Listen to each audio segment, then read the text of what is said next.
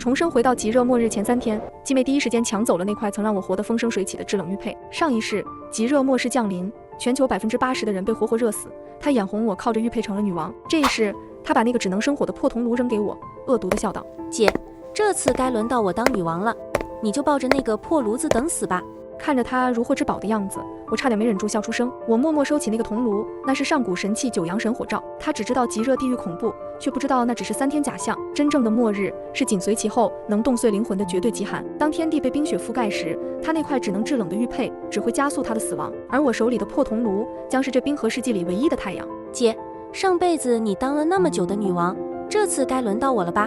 林暖的手死死攥着那块通体碧绿的寒玉佩，指关节都用力的发白，眼里全是贪婪，还有掩饰不住的狂喜。我看着他这副样子，差点没笑出声。上一世极热末世毫无预兆的降临，短短3天内，全球80%的人被活活热死。在这场高温浩劫中，我靠着那个能无限制冷的神秘玉佩，在极热地狱里活得风生水起，毫发无伤。而林暖的命运截然不同，他死守着那个只会自动冒火的破铜炉，绝望的被活活热死。所以这一世他拼了命的去抢玉佩。他至死不知，那个破铜炉在极热里就是催命符，更不知道那场极热其实只持续了3天。3天后，太阳熄灭，绝对0度降临，真正的末日是能够冻碎灵魂的极寒。那个时候，他手里的制冷玉佩会变成这世上最恶毒的诅咒，而我那个被嫌弃的破铜炉才是唯一的活路。说话啊，哑巴了！林暖见我不吭声，急了，甚至想把桌上那个生锈的铜炉往我怀里塞。爸说了，这2件传家宝让我们自己选，我先选了玉佩，这炉子归你，很公平吧？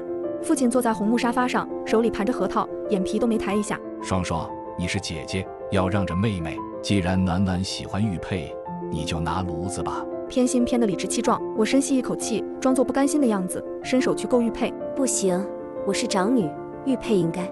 啊！林暖猛地把玉佩护在胸口，随后不知从哪掏出一把水果刀，在指尖狠狠一划，鲜血滴在玉佩上。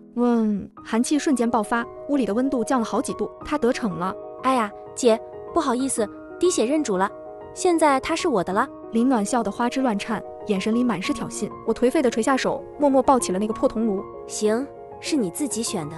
我转身就走，多1秒都不想待。走出大门的那一刻，我回头看了一眼，林暖正把玉佩贴在脸上蹭，父亲慈爱地摸着她的头，好好享受吧，我的好妹妹。这3天的清凉是你用命换的断头饭。回到不到10平米的出租屋，我第一时间反锁房门，又扯下床单，把那扇透光的窗户封得严严实实。做完这一切，我才瘫坐在沙发上，盯着茶几上那个生锈的铜炉。这玩意儿卖相极差，扔在废品站估计都没人要。谁能想到它里面装着一个太阳？我没有丝毫犹豫，拿起水果刀在左手掌心狠狠一划，痛感袭来，却让我感到无比踏实。鲜血顺着指缝滴落，砸在铜炉满是铜绿的盖子上。下一秒，锈迹开始大块大块地剥落，原本暗沉的炉身像是被点燃了，繁复古朴的纹路一寸寸亮起，最后通体流转着滚烫的暗金色光芒。吼！一声古老雄浑的狮吼在我的脑海深处炸开，温热霸道的气流顺着我的手臂蛮横地冲进心脏，那是热量。我长长的吐出一口浊气，浑身暖洋洋的。紧接着，意识被一股吸力拉扯，再睁眼，我看到了炉子内部，那不是狭窄的内壁，而是一片翻涌的赤色火海。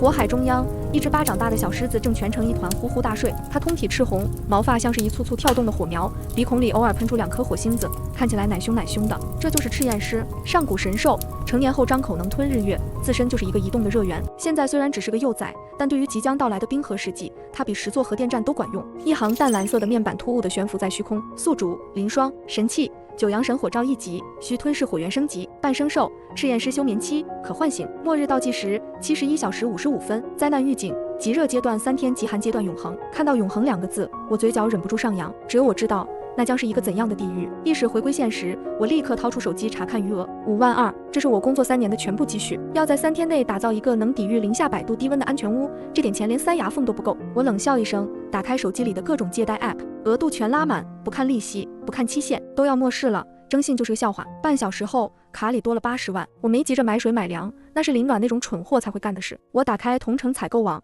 直接联系了一家煤炭厂。无烟煤，我要10吨。另外，固体酒精、木炭，仓库里有的我全要。电话那头的老板声音都在抖。美女，你看新闻了吗？气象台刚发了高温红色预警，未来3天要破50度。你买煤炭，准备把自己烤熟啊？我搞反季囤货，你就说卖不卖吧。卖，当然卖，这就给你装车。老板估计以为我是个傻子，语气里透着捡了大便宜的欢快。搞定燃料，我又联系了装修公司，我要的不是豪华装修，而是保温。地点我早就选好了，老城区的一个地下防空洞，我要在那里面再加装3层工业级保温棉，把那里打造成一个密不透风的保温杯。就在我忙着下单几百件军大衣和暖宝宝的时候，手机震了一下，林暖发来一张照片，照片里她穿着清凉的吊带，脖子上挂着那个碧绿的韩玉佩，背景是那栋带泳池的半山别墅。父亲坐在旁边的藤椅上，一脸慈爱地给他剥葡萄。紧接着是一条长语音，点开，林暖那得意的声音立刻充斥了整个房间。姐，看见没？爸怕我热着，特意把这套避暑别墅过户给我了。这玉佩真神了，带着它周围全是冷气，连空调都不用开。你要是热得受不了，就来别墅门口跪着求我，我或许会赏你一杯冰水喝，哈哈哈哈。我心想，这太阳还能挂3天，3天后它就会彻底熄灭，到时候林暖引以为傲的冰凉玉佩会变成催命的寒冰，那满池子的水会瞬间冻结，成为埋葬他们一家3口的冰棺。我在屏幕上敲下2个字，呵呵。发送拉黑，好好享受你最后的清凉吧。至于我看了看手里的铜炉，又看了看订单里那1万个自热火锅，我会在壁炉旁裹着大棉袄，一边涮羊肉，一边听着外面风雪呼啸的声音。接下来的48小时，整座城市都在发烧。气象局发布了红色高温预警，说是一股万年难遇的热浪即将席卷全球。超市里的水和空调被抢购一空，而我正光着膀子在地下室里贴保温层。9阳神火罩悬浮在半空，释放着柔和的光芒，帮我照明。赤焰师醒了，像只小狗一样围着我转，时不时喷出一小口火苗，帮我把保温钉烧红，直接钉进墙里，省了电钻的钱。乖儿子，赏你的。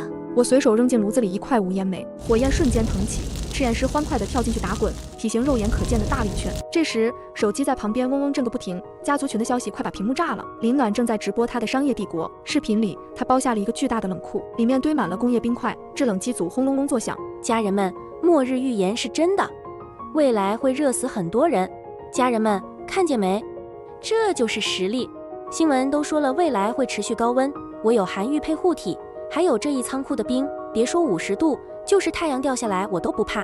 想要活命的，现在转账5万，我可以给你们预留一个避暑的床位。群里的亲戚们疯了，暖暖真有出息，二姨给你转10万，给我和你姨父留个单间。还得是暖暖，不像那个林双，平时闷不吭声，关键时刻屁用没有。父亲也在群里发话，双双，你手里那点钱别乱花，都转给你妹妹，让她帮你买点冰块。你也老大不小了，别任性。我看着屏幕冷笑一声，打字回复，不用了，我买了那个只能生火的破炉子，正准备烤红薯呢。群里瞬间安静了，随后是铺天盖地的嘲讽。姐，你是被热傻了吧？烤红薯，过2天你就知道什么是把自己烤熟了。冥顽不灵，死了别怪家里没人给你收尸。我直接退了群，收尸，你们先顾好自己怎么变成冰雕吧。第3天，气温突破了45度，柏油路开始融化，甚至有汽车的轮胎在行驶中自燃。医院里全是中暑晕倒的人。林暖的冷库生意火爆到了极点，听说门票已经炒到了10万1张。他发朋友圈，配图是一张他躺在冰床上吃哈根达斯的自拍，配文：这就是女王的生活，羡慕吗？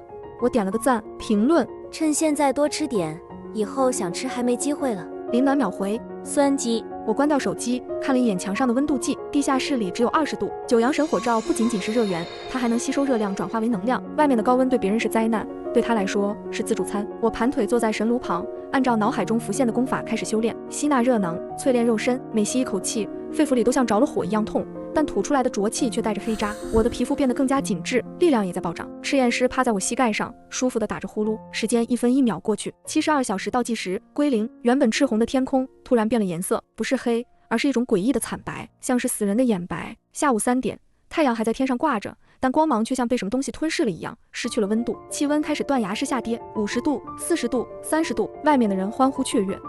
热浪过去了，终于凉快了，老天爷开眼啊！我也笑了，是啊，老天爷开眼了，因为他要把你们所有人都送进地狱。我穿上保暖内衣，套上羊绒衫，再穿上极地羽绒服，给赤焰师也裹了一层小毯子。好戏开场了。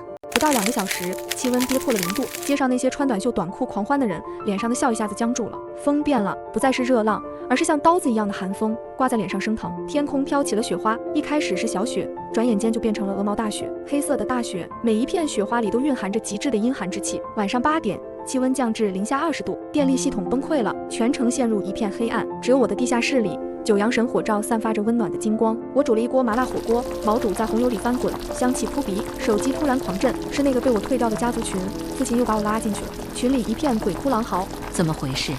怎么突然这么冷？暖气呢？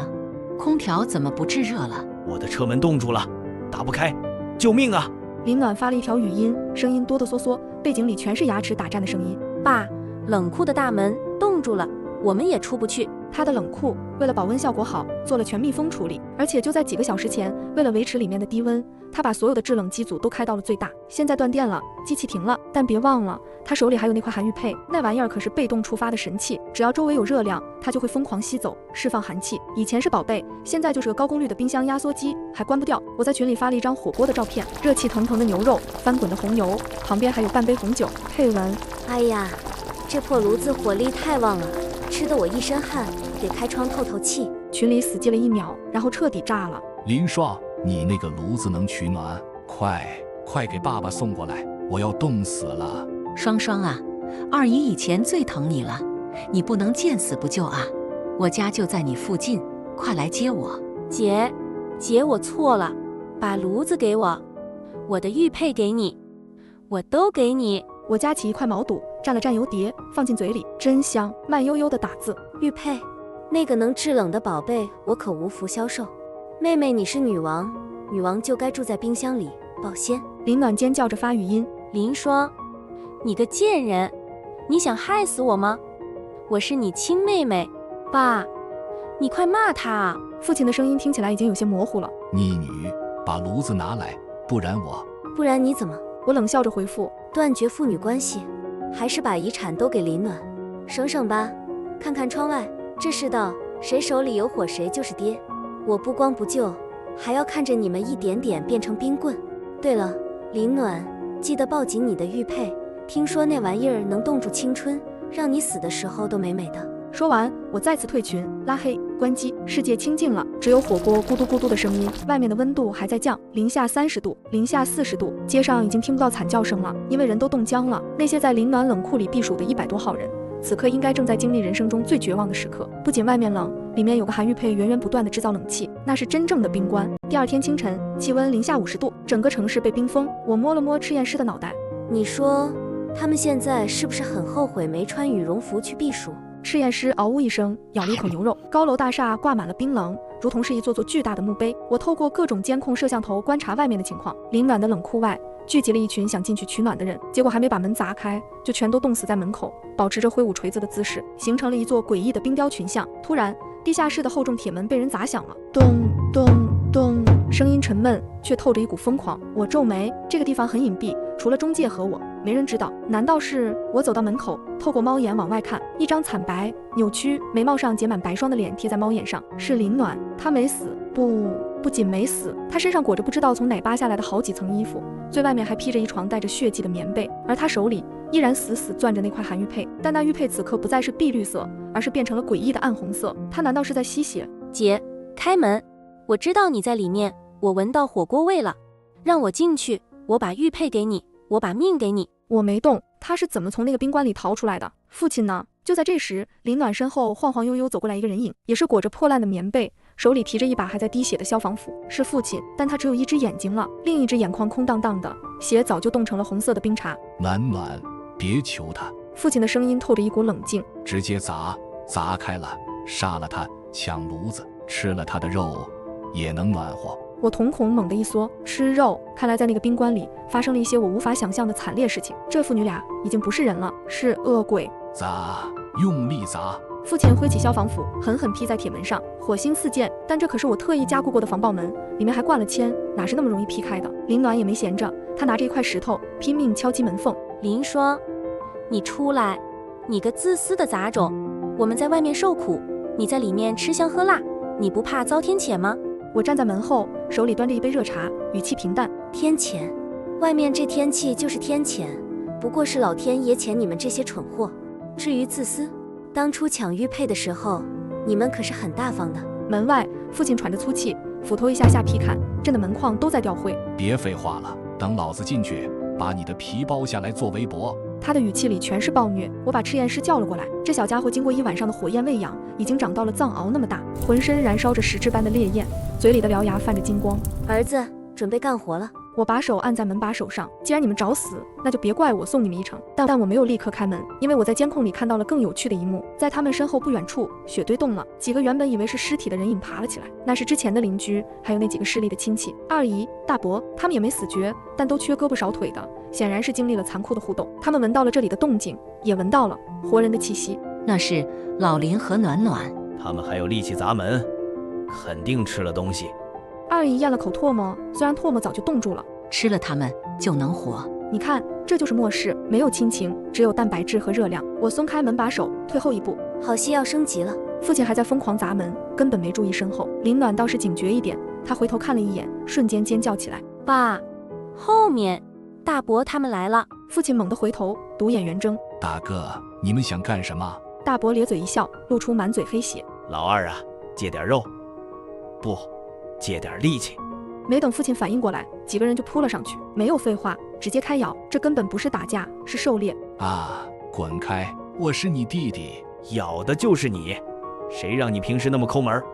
二姨更是凶狠，直接一口咬住了林暖的手腕，死也不松口。林暖惨叫着，手里的韩玉佩掉在地上。诡异的一幕发生了，玉佩掉进雪地的一瞬间，周围的雪突然融化了，不是融化，是被吞噬了。那块变红的玉佩像是有生命一样，贪婪地吸收着周围所有人的血液，受伤流出的血蜿蜒着流向玉佩。大伯、二姨、父亲，哪怕打得再凶，此刻都僵住了。他们感觉体内的热量和血液正在被强行抽离。这是什么鬼东西？二姨惊恐地想松口，却发现嘴巴被冻在林暖手上，根本张不开。救命！林暖更惨，他是玉佩的主人，反噬最先从他开始。他的皮肤迅速干瘪，头发变白，整个人以肉眼可见的速度衰老。姐，救我！我不想死。看着那张酷似我的脸，露出绝望。我只见那缕来自九阳神火罩的金色火焰剧烈跳动着，只要弹出去，引爆玉佩，一切就都结束了。但我停住了，心脏处传来一阵心悸的抽搐，那是血脉的诅咒，也是我无法跨越的底线，不可手刃之亲，哪怕恨之入骨，我也不能亲手染上父母和妹妹的血，否则我也将万劫不复。我深吸一口气，猛地攥紧拳头，生生掐灭了指尖那缕火焰。接着我隔空击出一掌，不是攻击人，而是打在了那枚即将过载炸裂的红韩玉佩上。断！砰的一声脆响，玉佩被凌厉震飞，落入远处的深雪中，切断了与林暖的联系。林暖保住了一条命，但他枯槁的面容、花白的头发却再也变不回去了。他颤抖着摸向自己干瘪如树皮的脸，发出了一声比死还要绝望的尖叫。啊！我的脸！我面无表情地重新关上了通气孔，隔绝了外面的哭嚎。既然不能亲手杀你们，那就让这漫长的极寒与衰老慢慢折磨你们吧。有时候活着比死更痛苦。寒风如刀，疯狂灌入破碎的大门。赤焰师发出一声震耳欲聋的咆哮，周身烈焰瞬间暴涨3丈，化作一道赤红屏障，将那些想要侵入的寒气尽数焚烧。我并未理会门外的动静，而是径直走向那堆余温上存的灰烬。一枚散发着幽蓝寒光的碎片静静躺在那里，体内的神炉仿佛感应到了宿命的召唤，自行飞出，贪婪地将碎片一口吞下。检测到核心神性物质万载寒髓，阴阳补全，神器进阶，太极两仪炉完全体，获得禁忌神权冰火神域。林暖至死都不会知道，它是若珍宝，仅仅用来当做降温空调的玉佩，竟然是开启至高神器的另一把钥匙。孤阴不生，独阳不长，只有冰火合一，才是这末世中唯一的真理。好！突然，门外的黑暗深处传来了无数道令人头皮发麻的嘶吼声，那是骨骼被硬生生拔高的脆响。那些在极寒中冻毙的尸体，此刻正以一种诡异的姿势扭曲站起，原本空洞的眼眶中燃起了冰蓝色的鬼火。他们闻到了活人的气息，不仅是尸体，连远处的黑暗本身似乎都在蠕动。末世真正的噩梦——冰尸狂潮爆发了。林暖和那群亲戚死得连渣都不剩，反倒给我省了麻烦。但系统提示的血尸2个字让我心里一紧。血尸？上一世我死得早，只知道极热后是极寒，却不知道极寒之后还有这玩意儿。难道说这极寒不仅仅是自然灾害，还是某种病毒的温床？我没敢在外面久留，让神炉吸干了碎片，就立刻退回地下室，锁门加固。赤焰师也不睡了，守在门口，喉咙里发出威胁的低吼。他感应到了危险。我打开监控，把镜头焦距拉到最大，对准街道尽头。暴风雪中影影绰绰，那些原本倒闭在路边的僵硬尸体，此刻正以一种极其扭曲的姿势站立着，关节反折，头颅垂在胸口，浑身覆盖着一层蓝色的冰甲。他们行动迟缓，但目标明确，朝着有热源的地方移动。我看了一眼旁边小区的一栋楼，3楼的一户人家窗户透出微弱的烛光，那里有一家3口，10几只冰尸正顺着排水管往上爬，指甲扣进墙壁，如履平地。咔嚓，玻璃碎裂的声音，紧接着是男人的怒吼和女人的尖叫。最后是孩子戛然而止的哭声。几秒钟后，烛光灭了，那扇窗户里只剩下一双双幽蓝色的眼睛，死死盯着我的方向。他们闻到了我这里浓郁的热量。靠！我低骂一声，九阳神火照的热量太足了，在这冰封的城市里，我吸引着所有的飞蛾，必须主动出击，不然等全城的兵师都围过来，我这铁门在后也扛不住。儿子，敢不敢出去打架？我拍了拍赤焰师的脑袋，他兴奋地喷出一口火，直接把我眉毛燎焦了一块。行，你有种。我穿戴整齐，手里提着一根自制的火焰长矛，深吸一口气，猛地拉开大门，寒风呼啸。还没等我看清，一只蹲在门口伏击的兵师就扑了过来，他的爪子离我的喉咙只有1厘米。好，赤焰师比他更快，一道金色的残影闪过，赤焰师一口咬住了兵师的脖子，咔嚓，清脆的碎冰声，兵师的脑袋直接被咬了下来，身躯化作一滩蓝色的液体。击杀普通兵师，进化点+1。太弱了，我信心大增，挥舞着火焰长矛冲了出去。来啊，你们这群冻带鱼！长矛横扫，火焰所过之处，兵师身上的兵甲瞬间融化，接着被烧成灰烬。这是属性压制，我一路杀，赤焰师一路吃。他吞噬兵师死后的核心冰晶，身上的火焰竟然带上一丝蓝色的幽光。就在我杀的兴起时，地面突然震动起来，咚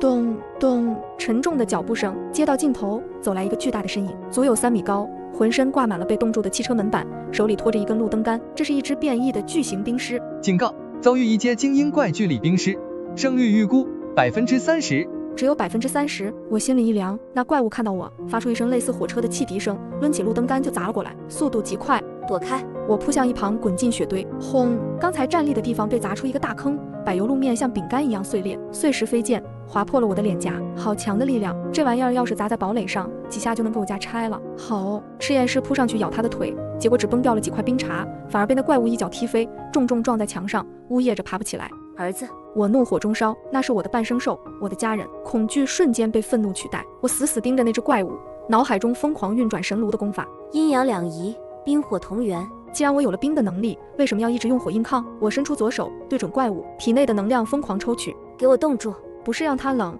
而是控制它身上的冰。怪物的动作猛地一僵，它那一身厚重的冰甲原本是防御，现在却成了我的武器。我操控着它，关节处的冰层瞬间增厚，锁死。它想抬腿，却发现膝盖动不了了。就是现在，趁它失去平衡的瞬间，我将体内所有的热能灌注进右手，火焰不再是散乱的形态，而是被压缩到了极致，在掌心凝聚成一根白赤色的长矛，对准它胸口那块唯一的肉色核心。死！火焰长矛带着尖笑，精准刺入，极致的高温瞬间气化了阻挡的血肉，长矛贯穿心脏，从他的后背透体而出。怪物的动作定格了，他低下头，似乎不明白为什么胸口会多出一个洞。我双腿一软，跪在雪地里大口喘气，肺部像是有火在烧，喉咙里全是血腥味。击杀精英兵师，进化点+100。恭喜宿主升级至2级，解锁新功能，储物空间扩大10倍，开启神火炼药。炼药听起来不错，但这会儿我没空研究。我手脚并用地爬到赤焰师身边，小家伙还算争气，虽然断了2根肋骨，但还知道冲我摇尾巴。赢了！我爬起来，走到赤焰师身边，给他喂了一颗刚挖出来的精英冰晶。小家伙瞬间满血复活，还嘚瑟地抖了抖毛。就在这时，远处传来一阵密集的枪声，还有探照灯的光束扫过，有人，而且是有组织的武装力量。我立刻带着赤焰师躲进阴影里。几辆改装过的装甲车开了过来，车身上喷着一个黑色的骷髅标志，车顶的喇叭喊着：区域肃清开始，所有幸存者立即走出掩体接受检查，拥有特殊能力者上报登记，抗拒者就地格杀。我眯起眼睛，透过破碎的橱窗玻璃向外窥视。上一世，我哪怕活到了最后，也没听说过这个组织。他们装备精良，杀伐果断，甚至在抓捕活人。那个骷髅标志，不知为何让我本能地感到一阵恶寒。这群人不是来救灾的，他们像是来收割的。我没急着露头，而是悄悄跟在后面，同时一把将赤焰师按进雪堆里。这小子现在吃的膘肥体壮，跟个藏獒似的，浑身还冒着火光，在黑夜里简直就是个移动的靶子。趴好，别出声。我压低声音警告他，这小东西不满地呜咽一声，只好把脑袋埋进爪子里，身上的火焰也收敛成了暗红色。装甲车一路碾压兵师，火力凶猛的不讲道理，重机枪喷吐着火舌，把那些普通兵师打成了筛子。显然，他们对这些怪物的弱点很了解。车队最终停在了一座体育馆前，这里被改造成了一个巨大的营地，外围竖起了高压电网，墙上还架着机枪，大门口挂着块铁皮牌子，上面用红油漆歪歪扭扭写着几个大字：新世界避难所。呵，新世界，我看是阎王殿还差不多。门口排着长队，几十个衣衫褴褛的幸存者在寒风中瑟瑟发抖，等待入场。只要交出一半的物资，或者证明你有价值，就能进去。守卫拿着扩音器大喊：里面有暖气，有热水，还有热粥。听到热粥2个字，那些幸存者眼睛都绿了，恨不得把心掏出来换一口吃的。一个女人哆哆嗦嗦地挤上前，怀里紧紧裹着个孩子。大哥，我有这个。他颤抖着掏出一块劳力士金表，满眼希冀地递过去。守卫接过来掂了掂，看都没看，反手就甩进了旁边的积雪里。黄金，这年头黄金还不如这块砖头好使，滚一边去！女人扑通一声跪下了，额头磕在冰面上砰砰响。求求你了，孩子发烧了，再不进去就要冻死了，哪怕给口热水也行啊。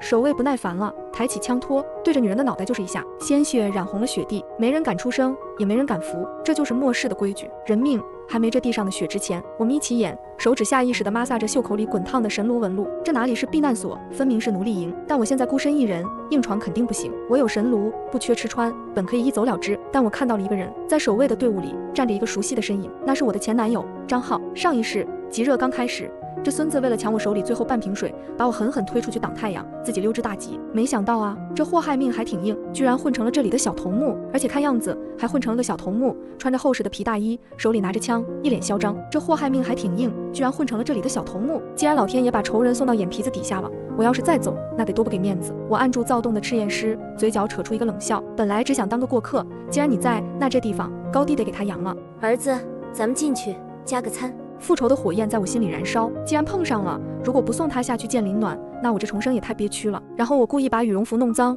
脸上抹了点灰，装成一副虚弱的样子，排进了队伍。轮到我时，张浩正好走过来巡视，他看到我愣了一下，随即露出那种令人作呕的惊喜表情。林霜，你还活着？他上下打量着我，眼神落在我不算太脏的羽绒服上。哟，看来小日子过得不错啊。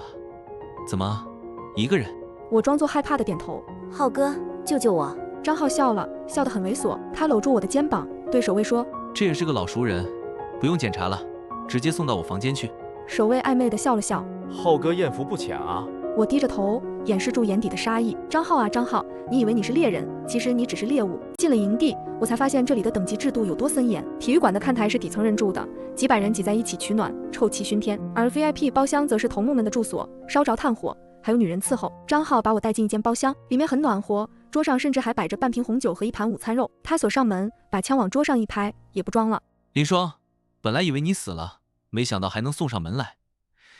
以前你总装清高，不让我碰，现在我看你还往哪儿跑。他一边解皮带，一边朝我走来。我站在原地没动，甚至还笑了笑。张浩，你知道林暖是怎么死的吗？张浩一愣，关我屁事。他是被活活咬死的，死之前还喊着想吃肉。我慢条斯理地拉开羽绒服的拉链。张浩眼睛发亮，怎么这么主动？是啊，主动送你上路。拉链拉开，赤焰师从我怀里探出头，原本巴掌大的小狮子瞬间膨胀变大，一口咬住了张浩还没来得及伸出的手。啊！惨叫声刚出口，就被我一脚踹回了喉咙里。我踩着他的胸口，赤焰师咬着他的手腕。嘘，小声点，别吵到邻居。张浩痛得满脸冷汗，惊恐地看着那只浑身冒火的狮子。这是什么怪物？林霜，你……这是我的宠物。我拿起桌上的红酒，浇在他断掉的手腕上，消毒，不然肉不好吃。张浩吓尿了。别杀我，我有物资，我有秘密，我知道这个营地背后是谁。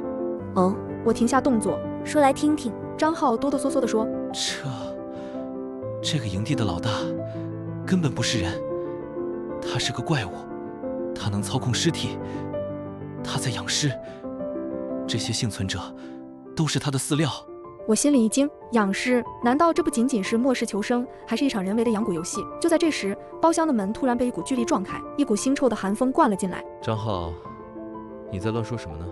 门口站着一个穿着黑色风衣的男人，脸上戴着面具，但他露出的双手却长满了蓝色的鳞片，和他身后跟着的是那只被我杀死的巨力冰狮一模一样的气息，不，比那更强。这是一个拥有智慧的高阶冰狮。被发现了啊！男人声音沙哑。本来想等养肥了再吃，既然这样，那就提前开席吧。他一挥手，身后的走廊里涌出无数双血红色的眼睛，整个营地瞬间变成了屠宰场。那个戴面具的男人没有急着动手，而是饶有兴致地打量着我身边的赤焰狮。火属性的变异兽，稀有品种啊。他舔了舔嘴唇，舌头竟然是分叉的，像蛇信子一样。吃了它的核心，我就能不再惧怕火焰，进化成完美的生命体。张浩看到老大来了，以为有了救星，立刻大喊：“老大，救我！这女人想造反，她这狮子很邪门。”面具男冷冷地瞥了他一眼。废物，连个女人都搞不定。他抬手虚空一抓，张浩的身体突然不受控制地飞了过去。老大，别咔嚓，面具男单手捏爆了张浩的脑袋，像捏爆一个烂西瓜，随手把尸体扔给身后的尸群。赏你们了。那些低阶兵师一拥而上，瞬间将张浩分食干净。我在旁边看着，胃里一阵翻腾，但更多的是警惕。这个男人的实力深不可测，起码是2阶甚至3阶的怪物。好了，碍事的没了。面具男转过头看我，美女，你是自己把狮子献上来，还是我把你变成他们的一员？我握紧手中的火焰长矛，冷笑：想要我的狮子，怕你牙扣不好崩了牙。赤焰狮上！赤焰狮咆哮一声，化作一道火流星冲了过去。面具男不慌不忙，双手结印，冰封陵墓。地面瞬间升起4面巨大的冰墙，将赤焰狮困在中间，寒气疯狂压缩，试图熄灭赤焰狮身上的火焰。我心中一惊，这不仅是力量，这是异能，他居然会法术。你的对手是我。面具男瞬间出现在我面前，我根本来不及躲避，只能本能地催动神炉护体。当金色的光照挡住了鬼爪，发出一声红钟般的巨响，我被震飞出去，撞碎了包厢的墙壁，摔进了看台区。底下的幸存者们看到这一幕，全都吓傻了。那是首领。首领怎么变成怪物了？面具男站在包厢缺口处，撕下了脸上的面具，露出一张布满青色血管、五官扭曲的脸。既然都看到了，那就都不用活了。他张开双臂，仰天长啸。体育馆的各个出口突然落下巨大的铁闸门，把这里彻底封死。紧接着，看台下方的地板裂开，爬出无数只奇形种兵尸，有的长着4只手，有的像蜘蛛一样在墙上爬。晚餐时间到了，我的孩子们！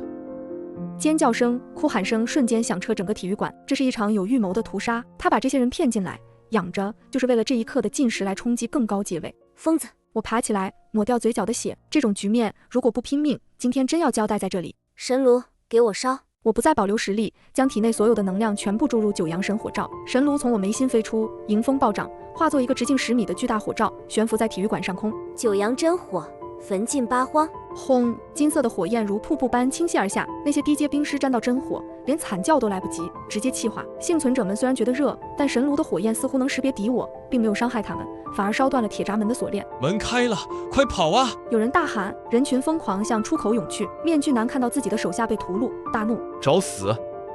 竟敢坏我好事！他舍弃了赤焰狮，朝着空中的神炉扑去，试图打碎我的神器。那是上古神器，你也配碰？我嘲讽道，同时手指一点，收！神炉猛地照下，像扣碗一样，直接将面具男扣在里面。炉内传来凄厉的惨叫，9条火龙在炉内盘旋，疯狂灼烧着他的身体。他在里面疯狂撞击，震得神炉嗡嗡作响。我的精神力也在飞速消耗，鼻血止不住的流。他在拼命反抗，毕竟等级压制还在，我才2级，他至少3级巅峰，困不住太久。赤焰狮，加火！赤焰狮从冰墙里挣脱出来，冲到神炉下方，张嘴喷出他的本命元火，内外夹击。不，主人救我！面具男发出一声绝望的嘶吼。主人，他背后还有人。还没等我想明白，神炉内传来砰的一声闷响，他自爆了。我也受到反噬，眼前一黑，喷出一口鲜血。但好在他死了，留下一颗拳头大小、晶莹剔透的冰蓝色心脏，那是3阶变异者的核心。我颤抖着手捡起那颗心脏，这东西能让我的冰系能力质变。但面具男死前喊的那句主人，像一根刺扎在我心里。这个主人到底是谁？能控制这种级别的怪物？难道真的是神？在那风雪深处，仿佛有一双巨大的眼睛正在冷冷地注视着我。吸收了面具男的核心后，我直接昏睡了过去。醒来时，我发现自己躺在那个被烧得焦黑的体育馆中央，赤焰狮守在我身边，寸步不离。我感觉身体发生了翻天覆地的变化，左手一挥，空气中的水分子瞬间凝结成冰锥，右手一握，火焰升腾，冰火双修，3级。我现在的实力放在这末世里，只要不作死，基本能横着走。但我开心不起来，因为周围太安静了，静得让人发慌。原本呼啸的风声停了，漫天的大雪也停了，取而代之的是一层浓得化不开的灰雾。这雾气很诡异，神炉的光芒竟然照不穿它，只能照亮我周围3米的范围，能见度极低。怎么回事？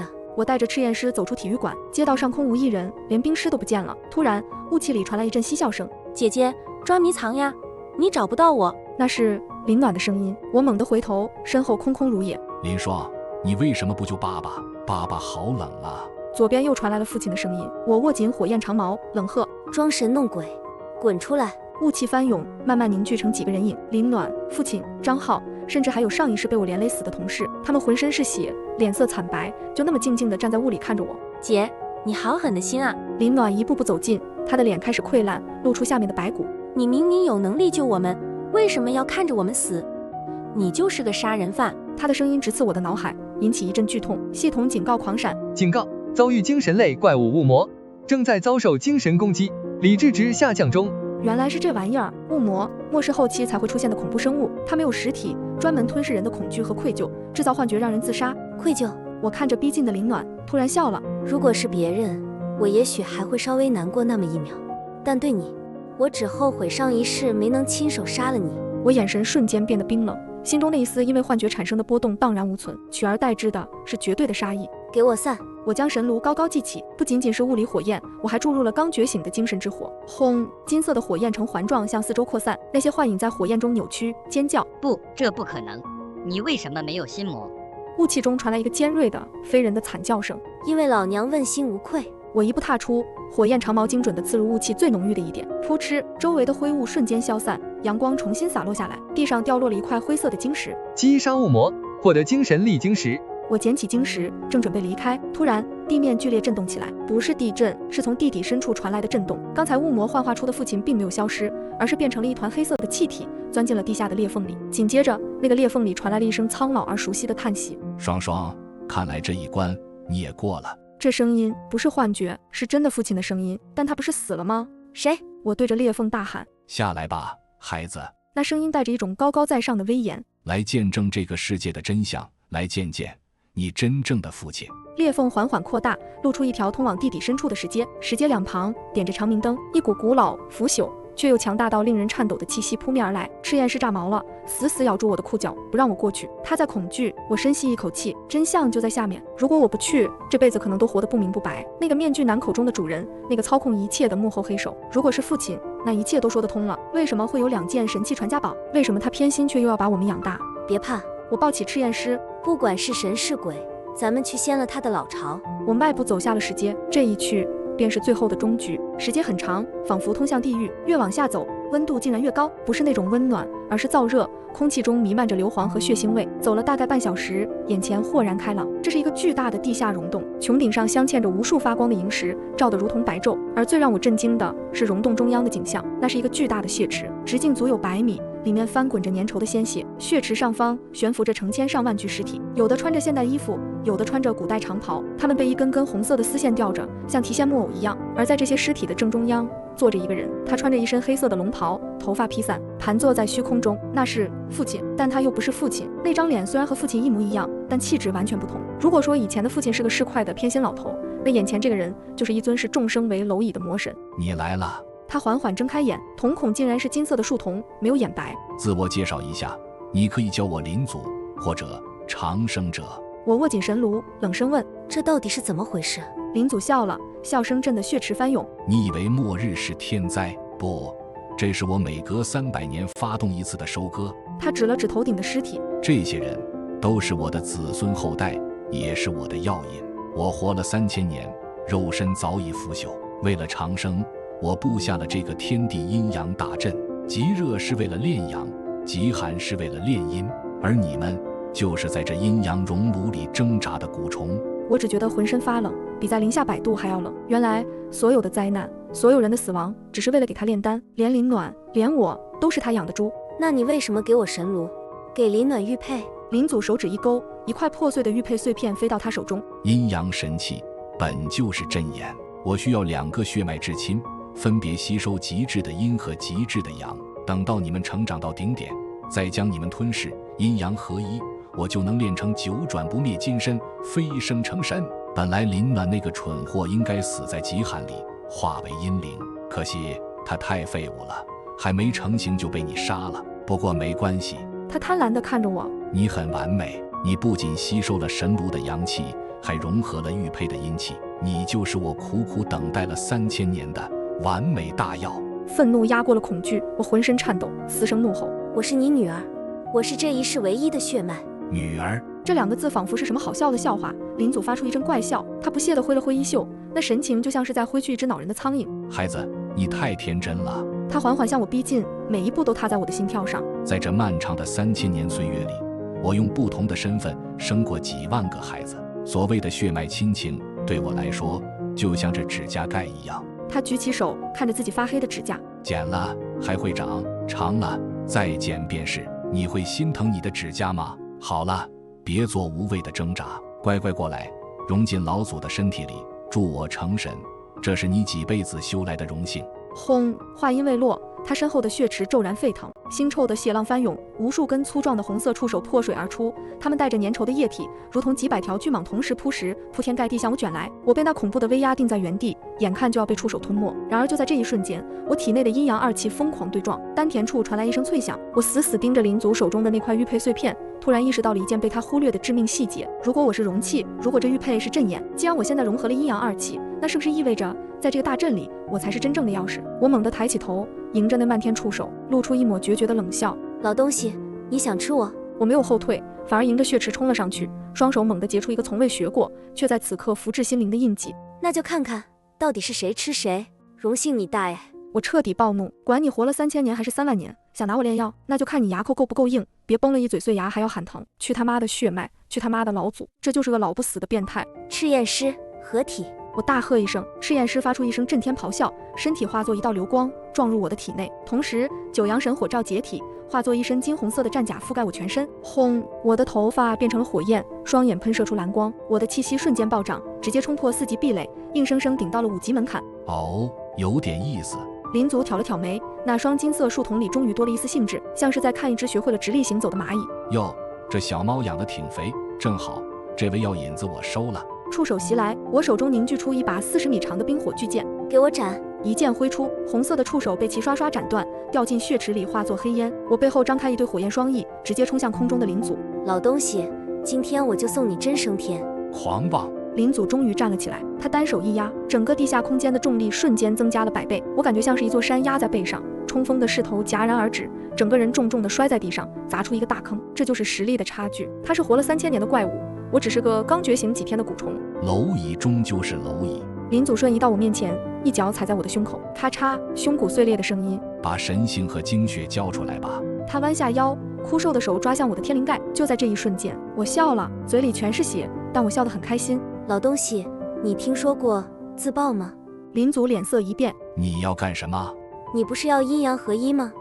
我给你。我逆转了体内的功法，冰与火2种截然不同的能量在我的丹田里疯狂碰撞压缩，这是九阳神火罩里记载的禁术，天地同寿，以身为炉，引爆神格。不，你疯了，这样你会魂飞魄散。林祖惊恐地想要后退，晚了，我不仅抱着他的腿，还把所有的神识锁死在他身上，像块粘在他身上的牛皮糖。魂飞魄散就魂飞魄散。我咧开嘴，笑得无比灿烂，眼里闪烁着最后的光芒。爸，这辈子没好好孝顺您，这最后一程，女儿送您上天，不用找灵了。抱！轰！无法形容的爆炸，没有声音，因为声音已经被能量吞噬了。一道白光比太阳还要耀眼1万倍，在地下溶洞中绽放。林祖的惨叫声只持续了半秒，就被白光淹没。他引以为傲的3000年修为，在真正的神性自爆面前，脆得像张纸。整个地下空间瞬间坍塌，血池被蒸发，那些悬浮的尸体化为飞灰。我也感觉自己的意识在消散，身体已经没了，只剩下一缕残魂在白光中飘荡。这就是死亡的感觉吗？挺暖和的，比上一世冻死强多了。结束了。我闭上眼睛，准备迎接彻底的虚无。然而，就在这时，那团爆炸的核心中突然飞出2道光芒，一道是红色的神炉，一道是蓝色的玉佩虚影。它们在爆炸中并没有损毁，反而因为林祖的死，吸收了他那庞大的能量。2件神器在空中交织融合，最后变成了一颗金蓝双色的心脏，那是世界之心。它缓缓飞到我那即将消散的残魂面前，直接钻了进去。咚！强有力的心跳声响起，周围崩塌的岩石停止了坠落，周遭的一切都停了下来。无数光点汇聚，重塑了我的肉身，不是凡胎，而是神体。我睁开眼，发现自己并没有死，但我也不再是人了，我成了这件新神器的器灵，或者说这方天地的新主宰。林祖死了，但他布下的阵法还在运转，只不过现在阵眼的控制权在我手里。我看着头顶的岩层，目光穿透了厚厚的土层，看到了外面的世界。极寒还在继续，幸存的人类在绝望中挣扎。只要我愿意，我可以继续维持极寒，像林祖一样收割生命，成就我的大道。但我累了，这种吃人的游戏太无聊了，散了吧。我轻声说道，言出法随，一股无形的波动以我为中心，向全球扩散。天空中的厚重乌云开始消散，那颗久违的太阳终于露出了真容。虽然气温回升得很慢，但至少不再是必死的绝境。冰雪开始融化，但我却走不出去了。为了压制地底这个即将爆发的能量源，为了不让地球爆炸，我必须留在这里镇压。我要化身为新的封印。我缓缓坐下，周围的岩石自动汇聚，变成了一座巨大的冰火王座。试验师也重生了，他趴在王座旁，变成了一尊威武的石像，陷入沉睡。这样也好。我看着空荡荡的地宫，嘴角勾起一抹释然的笑。不用再勾心斗角，不用再抢夺物资，我就是这地下的女王，永恒、孤独但自由。300年后，新的人类文明在废墟上重建。关于那个冰火末世的记载已经变成了传说。一支探险队无意中炸开了通往地底的入口，他们惊讶地发现了这个巨大的地下宫殿。那个年轻的队长举着火把，颤抖着走到大殿中央。他看到了一座宏伟的王座，王座上坐着一个栩栩如生的冰雕少女，她闭着眼，神情冷漠而高贵，脚边趴着一只红色的狮子石像。天哪，这是古代文明的女王吗？太美了！队长忍不住伸出手，想要触碰少女手中的那颗双色宝石。别碰！身后的老向导大喊：传说这是镇压魔鬼的神女，唤醒她，世界会再次毁灭。队长犹豫了一下，贪婪战胜了理智。什么神女魔鬼？这宝石一看就值连城。他的手指触碰到了宝石，咔嚓一声清脆的碎裂声，少女身上的冰层裂开了一道缝隙，那一双紧闭了300年的眼睛缓缓睁开，金蓝色的光芒流转。她看着面前惊恐的少年，嘴角微微上扬，露出的微笑吓得所有人心脏狂跳。早安，新的蛊虫们！轰！地底传